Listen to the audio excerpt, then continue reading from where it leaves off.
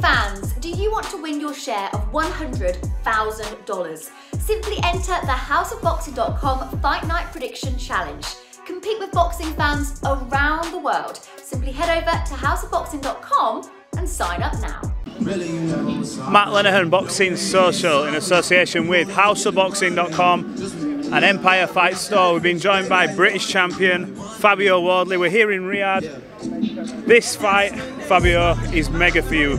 Everyone's saying this is the real main event because they're seeing that as a crossover fight, but huge stage for you, David Adeleye. Everyone's calling it a 50-50 fight.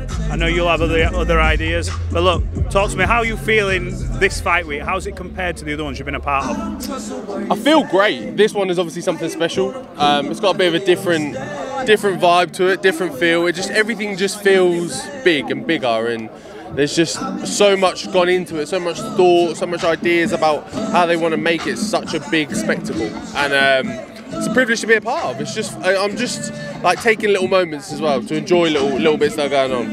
Do you feel that with your experience, I remember when we first started talking, I think one of the first shows that I covered was Gibraltar. You have Eric Molina, former world title challenger. For someone who had your sort of limited start in boxing, that was a big fight, and you dealt with him handedly at the time. Big occasions, big moments, big undercards. Do you feel that your experience in these moments will play any sort of part in this on Saturday? Yeah, definitely. For a bunch of different reasons, because it's all very different. Like even the simplest things is you're not in England anymore. You're in a different country. It feels a bit different. The weather's different. How you manage your time during the week. You're away from home a lot more than you would be if you was fighting on a normal fight week. That how you deal with all of this stuff. There's way more press. There's way more media to do. Managing your time, getting enough sleep in, like just small little bits like that. All that I've learned across the way of doing big shows in the past, being part of big events and things. I've gone, oh, okay, let's do that this time. This works, that doesn't, and you figure it all out. And then you get to an event like this, and you're able to just kind of chill and enjoy it a bit more. I have to say, you seem very at ease. I think you always have done, but you're very much like sort of zen, locked in. Even with everything that's gone on in this was a very good fight before all the carry on at the press conference, red carpet and all that scenario that went on.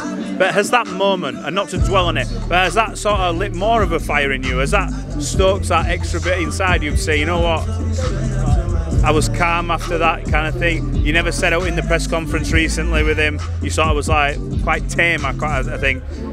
Are you sort of ready to let your hands do the talking in the ring and say, you know what, that's going to be the sort of repercussions for what happened? Yeah, definitely. I always save my energy, save everything for where it matters the most, and that's in the ring on the night. It's not about all the fun and games beforehand and getting hype at press conferences and this, that, and the other. That's not my style. It never has been. It's not really something I do. I'll show you the evidence where it really matters on the night.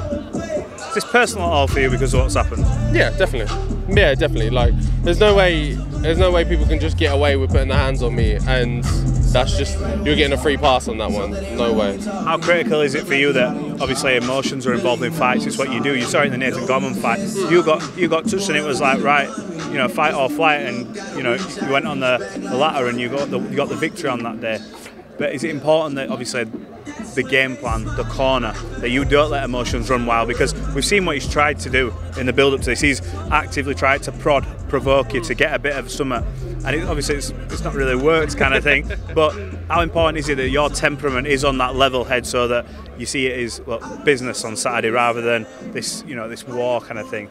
Yeah, ultimately the key is to get the job done, ensure not to get distracted, nothing to take away from what the game plan is and what we're planning to do on the night. And all the way through this, I've kept that same demeanour all the way through. You keep it calm, keep it relaxed, and like I say, show off on the night. There's no point ranting and raving beforehand and giving it the big one when some people show up on the night and some people don't. So I'm always the guy that performs when the big occasion comes out, and I'm planning to do the same thing again on Saturday.